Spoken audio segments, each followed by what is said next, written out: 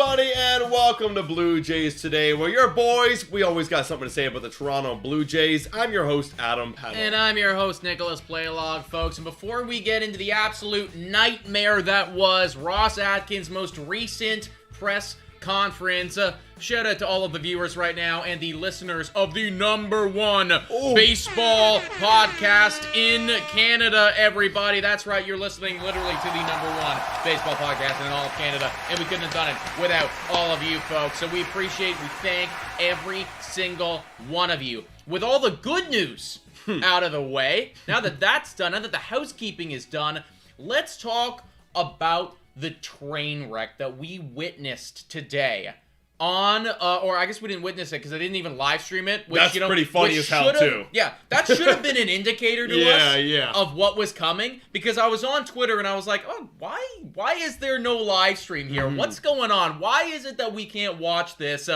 I think we know. I think we know now, everybody. Ross Atkins put on a clinic today of how not to manage a team necessarily. Yeah. And we're going to get into all of it. But there was just some fabulous quotations today that we have got to dive into. Give me your just initial thoughts, some adjectives of maybe how you're feeling about today, the offseason, everything in general. Bullshit. Okay. Yeah. Bullshit. I mean, I made a tweet about this. Basically, and again, we're gonna get into all of it, so you'll kind of see where I'm getting at here. But essentially, it was, hey guys, I missed all the bats. This is the translation. I missed all the big bats this offseason, so I think what we really got to focus on here is just, we got to believe that the team we currently have is going to do it. And he's trying to convince everybody that the team we currently have, that he's put out and that he's got rostered right now, is able to do it. And I think that kind of goes, and he's backpedaling right now, because earlier in October and in November, it was all, no, we got money to spend. We're going to go and we're going to make a big splash. We're going to make some big moves. And you didn't do it. And you didn't even address the fact that you didn't do that. You know, yes, there's still Cody Bellinger out there. Yes, there's still Matt Chapman. But the way that he worded his words says that ain't happening. It ain't happening. So that's my thoughts. What about you? Yeah, no, 100%, dude. And I mean, we are going to get into... We're going to get into how we're going to spin this positively at some point in this video. We're going to do our best, right? You know, because I know that there's going to be people out there saying, guys, I mean, it's not all bad. We still have a good team. We still got a good pitching rotation. We still have dudes that can hit, that do have talent. And I agree with every single sentiment there. But I do think that it is very difficult when you go from truly believing wholeheartedly that you may trade for Juan Soto, that you may go out and sign Shohei Ohtani. And shout out to my father, actually, who just commented, good t-shirt there, Adam. Yeah. Shout out to Ohtani, or what's that guy's name from Dragon's Den? I forget who his name is. Shout out to that guy. The Dragon's Den guy. Yeah, funny that my dad said that. This is actually the Christmas gift that I just got Adam recently. But if you guys can't see it, then it is literally the flight number from Shohei Ohtani, that day where we watched that. But when you go from wholeheartedly believing all of those things that you're going to go, that you might spend $500, $600, $700 million to where we are right now, it is certainly a tough blow, and I would not wish it on my worst enemy. Hey, if I was the GM, if Nick was the GM, and Shadow, who just said that in the chat, if we were the GM, we'd have no problems. Yeah. None of these problems would be happening. We'd be getting Bellinger. Dude, Bellinger would be signed right now. I'd be like, I don't care, bro. This ain't my money. Yeah. This is Rogers' money. Now, granted, Rogers may not like that. Don't tell him that. But I'm gonna be splashing the coin at anybody to get everybody here. Blue Jays today for GM, folks. That's the new hashtag, guys. Anytime you see Ross Atkins messing around, Blue Jays today for GM. Yeah. Let's flash over to one of the many pretty hilarious tweets that he had, or quotations, excuse me, that he had today. Before we do, just quick shout out here to Battlegrounds, everybody. If you guys have any interest in axe throwing at all, it is safe, it is fun.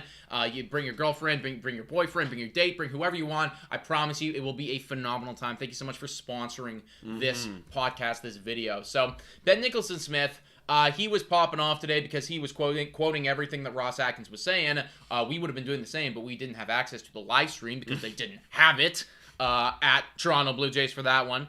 But the first kind of major quotation that came out here was, we feel really good about the team that we have. And then Ben Nicholson-Smith went on to say that while adding that Jays continue exploring lineup upgrades, most likely to be in the outfield or DH category, but we're not limited to that. So, translation, we feel really good about the lineup right now. If we are going to make an upgrade, it's going to happen in the outfield or it's going to be a DH. Yeah, I figured, like, that was the upgrade that's left. I mean, I was already counting out Matt Chapman. We're going to get into the whole third base situation later in this podcast. Yeah. But I was kind of already counting it out. So I was like, okay, well, realistically, if they want to add some thump, that's based on what we're going for, like a kind of a cheaper, like 1 or 2 year strategy, then yeah, the DH and outfield, like, kind of market is pretty huge right now. That makes sense.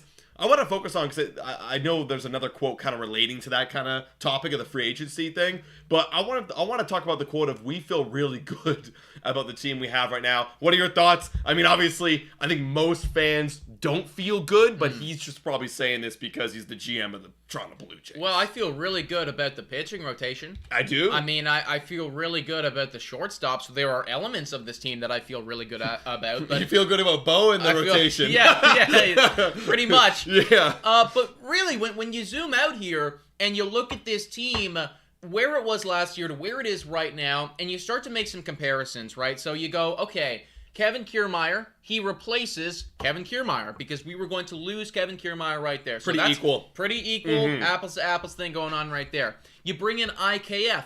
Well, that is going to be your Whit Merrifield replacement. You know, not necessarily the best, I know, but IKF does provide a lot of good defense. He's got a lot of good versatility. So you know what? Okay, we can let that one slide. He can play all around the diamond. He can play in the outfield too. Okay, so there's your replacements right there.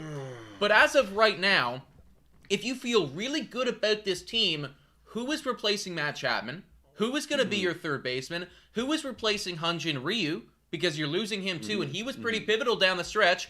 Who is replacing Jay Jackson or Adam Simber in the bullpen? Aaron Hicks, Brandon Belt. Yeah. You know, or Jordan Hicks, excuse me. Jordan Hicks, yeah. But you know, who is replacing those guys?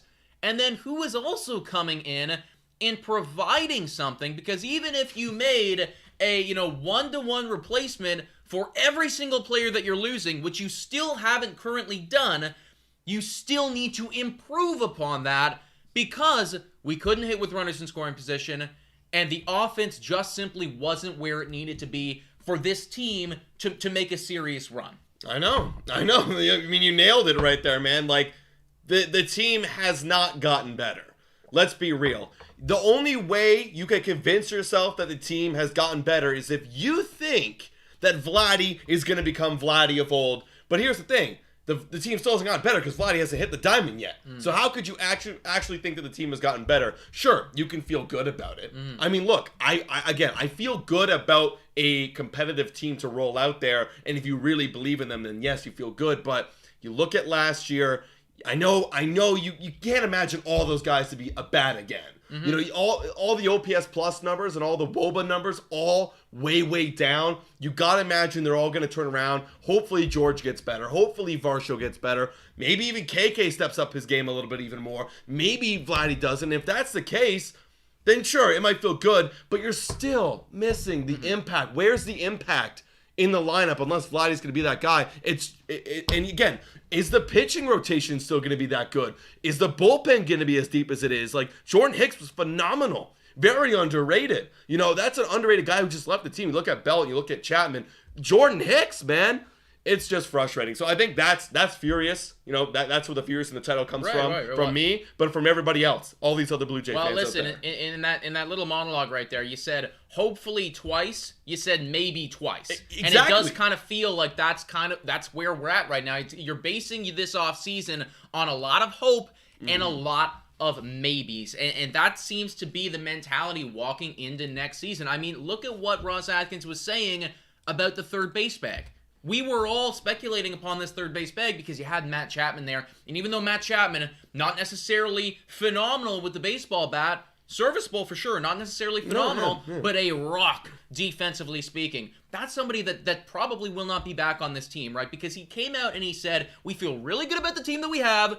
Between Espinal, Biggio, and Kiner Falefa, we have opportunities to deploy different lineups and different players playing third base potentially. And this was the whole context here was because Keegan Matheson asked Ross Atkins, if they have their third baseman on the roster already. This is something that I asked you a few days ago, and we were both like, I kind of hope not. Yeah. And it feels to me, from this answer, Right. it's yes. Yeah. I mean, yeah. Hey, welcome to your third baseman, everybody. You've got Isaiah Kiermaier, right? A 0.1 WAR. You got Kevin Biggio, a 0.8 WAR. And you got Santiago Espinal, a 0.5 WAR. That's going to be trying to replace the 4.4 WAR of Matt Chapman. And this does not make me feel comfortable at all. And what's also uncomfortable is the fact that you're not... I was hoping that if you weren't going to get Matt Chapman back, you'd bring up a prospect or two. Maybe one of the guys trust that you're not going to be doing that this year.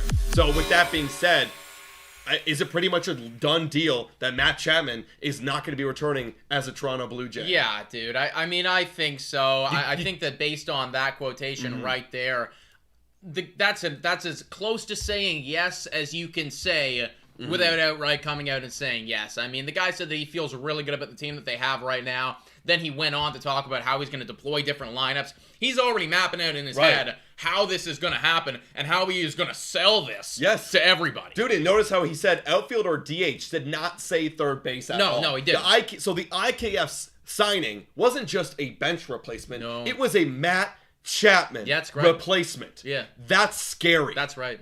Terrifying. If you're not terrified by that idea that IKF, the guy who played third base and bench for the New York Yankees, who did not make playoffs, is going to be our third baseman in the mix with Espinal and Biggio. If that doesn't scare you, you're delusional. Yeah. I'm sorry. And how's that not scare you? And we were getting on Matt Chapman last We year were. for his offensive output.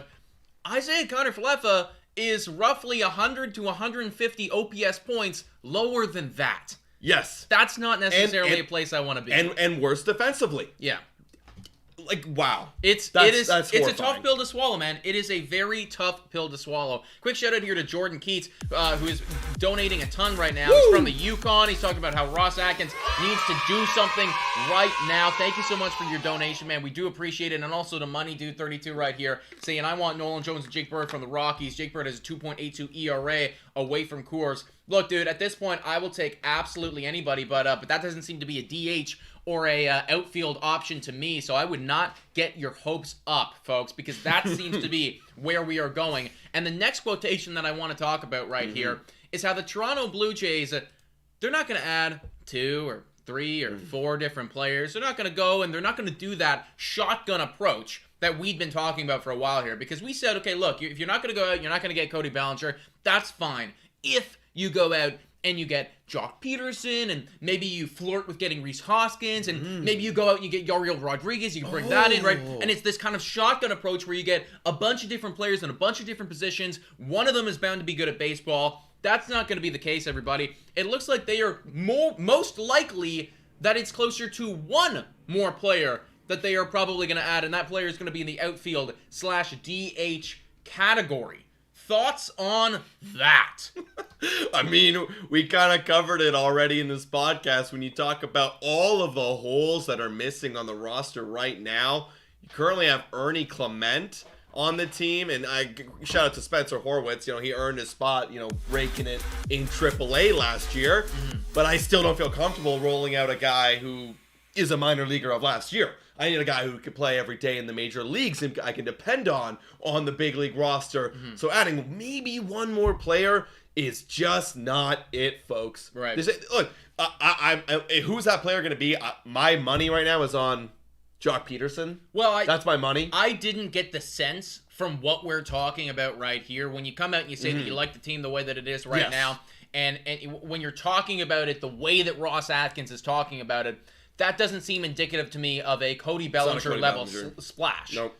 I mean, he's come out previously in this offseason and he said that he wants to add, he wants to go out, he wants to make this team better. That's the most frustrating part of all this fight. We have backpedaled, we've done a full 180 off of all of that stuff right here, because when we're talking about these players and we're saying that we're happy with our lineup and blah, blah, blah, this is not a Cody Bellinger level speak. I do think that at this point, if I was a betting human being, I would be betting on the Chicago Cubs to go out and get that guy. I think the Toronto Blue Jays, you are looking at a Jock Peterson. You are maybe looking at a JD Martinez, maybe looking at a Rhys Hoskins, if we are lucky at this point. I saw something on MLB Trade Rumors that was kind of referencing that these moves, IKF and KK, were indicative that, like, the Toronto Blue Jays are probably out on Cody Bellinger, probably out on Matt Chapman, and I didn't want to believe it. No. This confirmed it for me. We are most likely out, and I hate to say it because y'all know, if you're OGs here, you've been here for a while, any new subscribers, shout out to you guys, but you know we've been following Cody Bellinger even beyond this offseason. We were following him the last offseason too. I was looking at his stats during the regular season. I was watching him when he hit a home run off of, I think it was Jose Barrios against us this year, and we were not going to get him. And that's very upsetting to me. We're not going to make the big splash. And like you said, I'm the most furious about the fact that we talked all this talk. We are connected to all these people. We're connected to Ohtani. We're connected to Bellinger. We're connected to Matt Chapman out of the gate. Out of the gate. And you don't do anything. I think that's what is most frustrating about it. So we got to take a little bit of a transition period and move beyond any expectations. That's why I'm banking on Jock Peterson, because he kind of fits the bill of that outfield DH kind of role. Lefty with power. He makes the most sense for the Blue Jays as of right now. And if that's the offseason, I'm giving it an L. Well, I'll tell you right now, folks. I mean, like, I'm a 25-year-old man, going to be turning 26 relatively soon. This is probably the biggest blue balls that I have ever experienced in my life. I gotta agree with you on that, man. It's tough, you know. Hurts. It does. It really does hurt, right? The mental strain that we have been on this offseason. I know that all of you guys are going along with this roller coaster with us, but like, this has been one hell of a freaking ride. It hurts so bad, it's on a shirt now. The blue balls are on my tits. We will never forget the freaking flight number of Shohei Ohtani. Quick shout out here to Josh Priestman with a $10 dono saying, as they sit right now, they are worse than last year. They are a 70 to 75 win team. Hopefully they do something. Listen, folks, we're going to get into some of our predictions for next year, talk about what it is that they need to do to make this work. So stay tuned, everybody. But quickly, just a shout out to the sponsor of this video. Time for a quick shout out to Betway. Betway is the best place to make all of your sports bets on all of your favorite teams. Betway is also in collaboration with iGaming Ontario. Must be 19 years older to participate. And guys, please bet responsibly. Now, back to the content. Shout out to Betway, everybody, for being absolutely phenomenal, folks. If you are interested in sports betting at all, then absolutely hop on there, guys. It is the place to be. Also, shout out to the 518 people watching right now, everybody. If you haven't already done so, please hit the like button. Subscribe to the channel if you enjoy baseball content and discussion. Michael Hyde coming in here with a $9.99 super chat and saying, welcome to the life of bad teams, Mariners, A's, Rockies, Pirates. You know, they've all felt this. Just accept being bad. The sooner you do it, the less painful it is. Bro, we're going to make a podcast kind of touching on that topic tomorrow for the first time on this channel. That conversation of, well, what is going on? Yeah, I'm not ready yet. I'm not, like, we're gonna touch it. We're not going to overreact. But I'm just letting you know, stay tuned for tomorrow. Watch it on Apple Podcasts, on Spotify, whatever you do, and here on YouTube. It's going to be a scary conversation. Yeah. Let's get to one of the other comical tweets that Ross Atkins came out with today, or quotations, I should say. Shout out to Keegan Matheson for this one.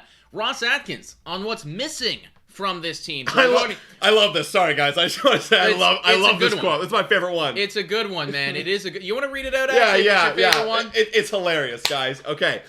The things I think we're missing aren't people. The things that we're missing were our ability to support and help the players. We feel like we've worked to offset that and put ourselves in a much better position. Holy crap, dude. That was the biggest, and when I said bullshit in the beginning of this podcast, this is what I was talking about, because I wish I wanted to go find it so bad. Yeah. How many times have you heard Ross Atkins and Mark Shapiro say, we have the best resources in all of baseball, our facility, we have the best staff, the best analytics team, we really feel like we have support our players best. That's what we pitch to all the free agents out there. And then you come around and backpedal, and when you're backpedaling, you're like, I don't know what to say anymore. It's not the players we actually need. We gotta support them better. Yeah. How can you support them better if you're already the best? Bro, Get the hell out of here. No. It sounds to me like this guy just walked out of a forest after the wildest, like, mushroom or acid trip of his life. And now it's like, yeah, man, we gotta support people. We gotta, like, just get in tune with ourselves. What are you saying, dude? What are you saying? Last offseason, the glue of literally the lineup of the team, Lourdes Gurriel Jr. and Teoscar Hernandez, these people that apparently shared a big camaraderie with other individuals on the team supporting them, you traded them away. You gave that away. And now this offseason we're saying, no. We don't need any more players. We just gotta support each other. Good job. Yeah, we just gotta support each other. That's how we're gonna beat the Yankees. Yeah. That's how we're gonna beat Baltimore. Support them. It is so What are you abhorrently ridiculous. It is the most ridiculous thing I've ever heard in my life. Yeah. Oh, okay. Like, let's be real here. If you haven't been supporting the team already, what the fuck are you doing? Right. What are you doing? You have $1 billion organization supporting you to support the team. How could you have not? And I'm not saying that is the case because obviously they've been supporting the players. So it's just BS to me. But it's BS. Well, to listen, dude. Okay, because maybe we're not factoring in the biggest off-season addition that is going to support these players, that is going to make the changes. What is it? We got freaking our boy. Yeah, right. We got our boy out here, Matt Haig. Our Let's go, boy Matt Haig! coming in.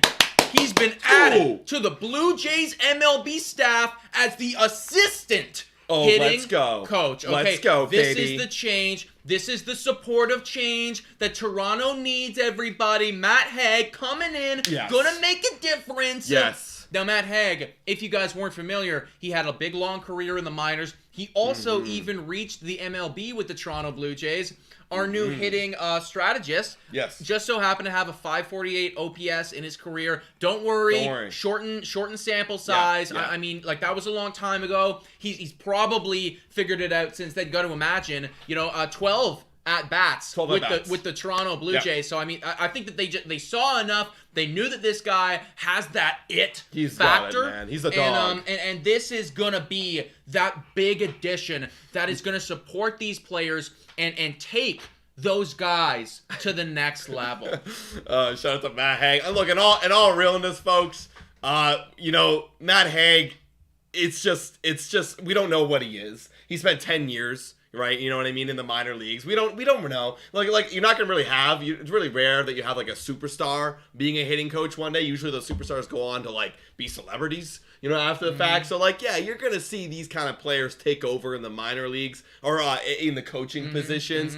But yeah, like if this is the support he's talking about, well, this is it, man. Yeah, at the end of the we're day, making moves in the strategy of hitting. This is no hate at all to Matt Haig. No, I'm sure that Matt Haig's a phenomenal individual, and if he worked in the minor league system for a long time, then he probably has a rapport with all these players. So this is no hate at all to Matt Haig. What it is hate to is the fact that, yes, Ross Atkins has come out and said, okay, you know what? We don't need to add any more players. What we do need to do is we need to get better at supporting them. So, okay, fine. If you're not going to add any more players, you're going to support them. How are you going to do that?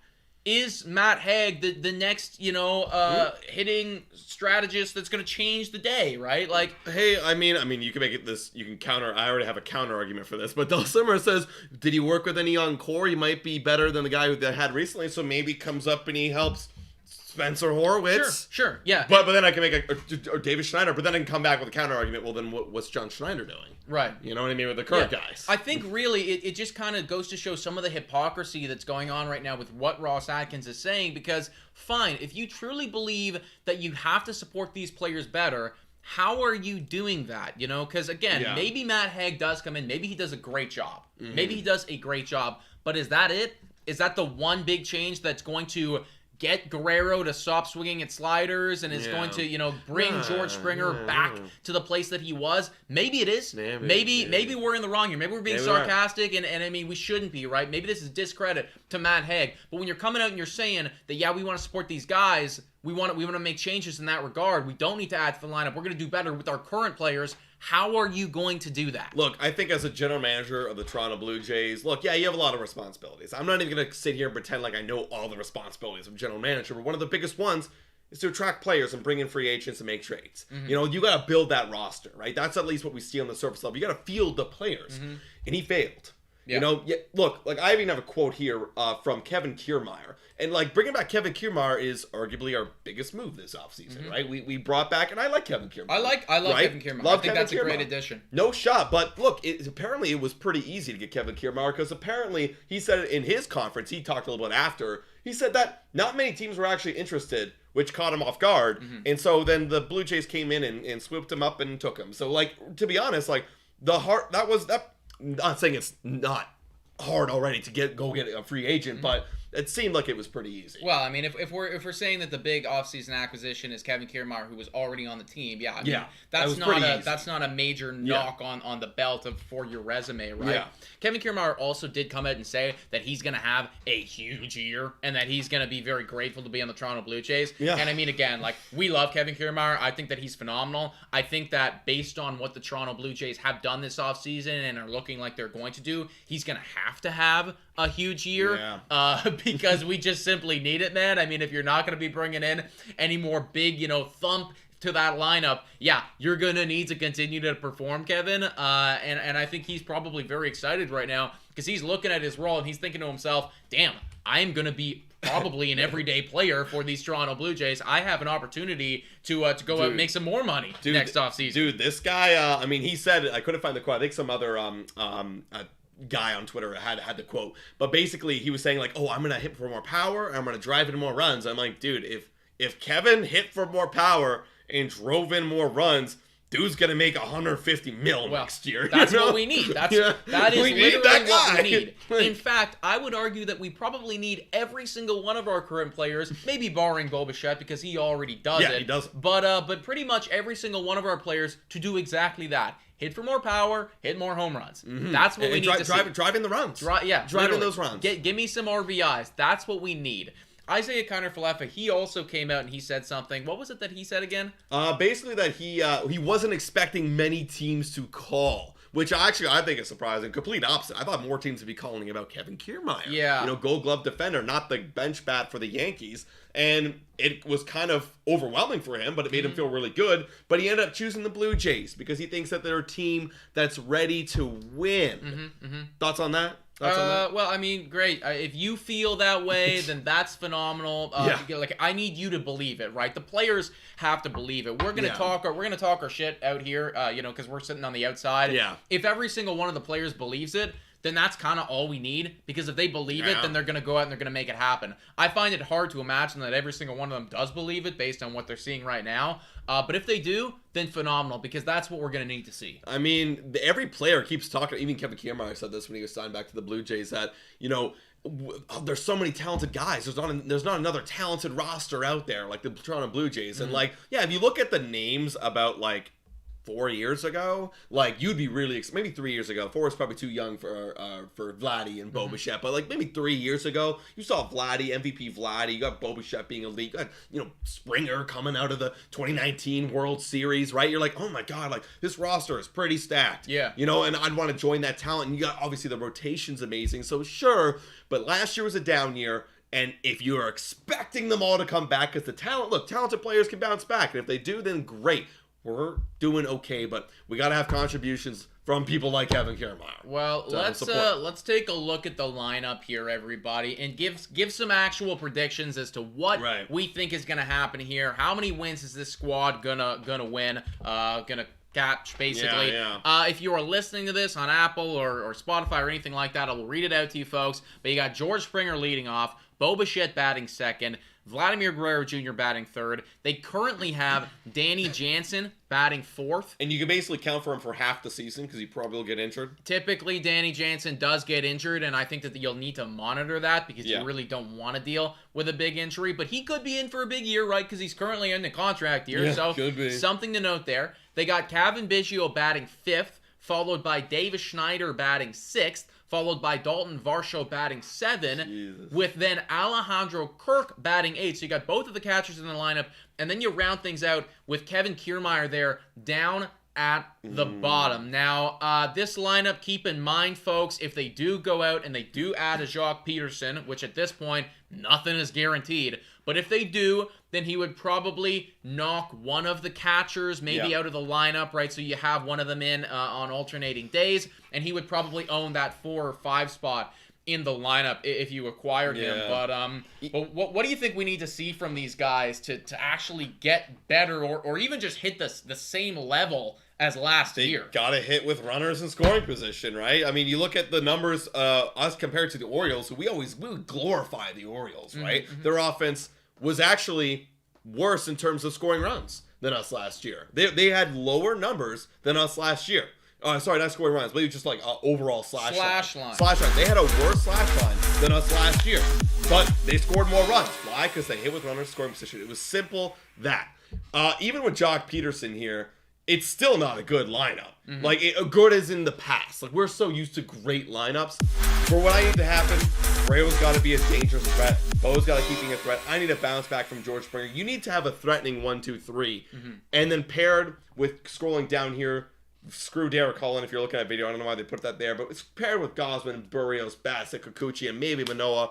The team has a chance. It's as simple as that, guys. Hit with runners in scoring position, and we have a chance to win 90 games again. Yeah, I mean, we didn't actually pull it up today, but Keegan Matheson also came out with a quote from Ross Atkins, who effectively said that he thought that last year was a bit of a blip. It was from the offense, which I do tend to agree with. I think that the other shoe is going to drop a little bit in terms of runners in scoring position. I mean, we were just kind of, surprisingly bad in that statistic compared to how much we were hitting outside of runners in scoring position. So I do think that is going to get better.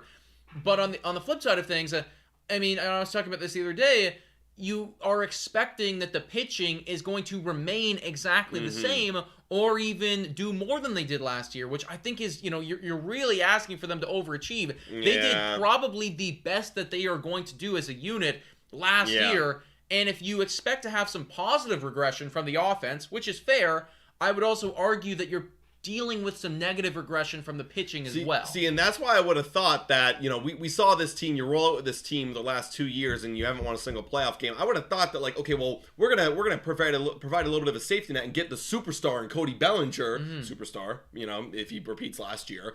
And then that way, if then you get some people hitting, well, now, like, we're ALCS bound. Like, sure. I thought, like, that would be the necessary step to go there, but apparently the necessary step was, okay, well, if we got to hope the bats get back to the way they are, but then what is the expectation then? Like, ALDS, maybe? Right. Well, like, it's not that exciting. We need to see George Springer get back to where he was 2 years ago. Basically, we need George Springer to go back there. 900 OPS. Bo Bichette can stay the same. Bo Bichette keeps doing what he's doing. Guerrero, we need you to be at least, like halfway there to the MVP season. That's got to be a superstar. If you don't get Jock Peterson, I mean, Danny, is it going to be a big year from there? If you do, then you're asking for him to also bounce back because he's coming off of a down year. So that's something totally separate. And stay healthy. Like, I mean, Kevin Biggio, tough to really expect anything there. Yeah. He did start to pick it up in the second half of last year, so I think that you're banking on that. Same with David Schneider. I mean, tough to really expect a whole lot there, but you're hoping that he builds on what he did. Varsho, he needs to be better. I mean, even if we did get Cody Bellinger, even if we did get guys, Varsho just needs to be better overall. And then Kirk and Kevin Kiermaier, they got to do the same. So there's just so many people here that have got to improve for this current strategy to work. Yeah, and I want to comment on Kevin Kiermaier, what he said. He defended Varsho, and granted, like, they're buddies. I totally get why he defended him because Varsho works hard. But the fact is, like, we just need to see. I think that because the trade happened, there's so much more pressure on him from the fan base to actually perform like Lourdes Gurriel Jr., like Teoscar Hernandez, to replace those bats we lost in the offseason of 2022. So I get it, in terms of defending him, but we really do need a breakout offensively. Absolutely. We probably need more than one as well. Yeah, multiple. Shout out to Deep Job Jace here with a $279 donation saying, is it possible to re-sign Bo and Vlad? Well, I'll tell you what, guys. We will leave you with the fact that we're going to talk about that in a podcast coming out tomorrow, really discussing what really might be going on here and why they have decided to take this low budget approach at this offseason, and then discuss whether or not an extension could be on the way or maybe not. So. Yeah. So, guys, be on the lookout for that podcast tomorrow, guys. Thank you guys so much for tuning in. Make sure to give us your thoughts in the comments down below about Ross Atkins' presser. Are you depressed, or are you feeling a little bit optimistic about this season? Let us know. Yeah, thank you so much to the 546 people watching the #1 baseball podcast in all of Canada. If you haven't already done so, please subscribe. And as always, go Jays, go!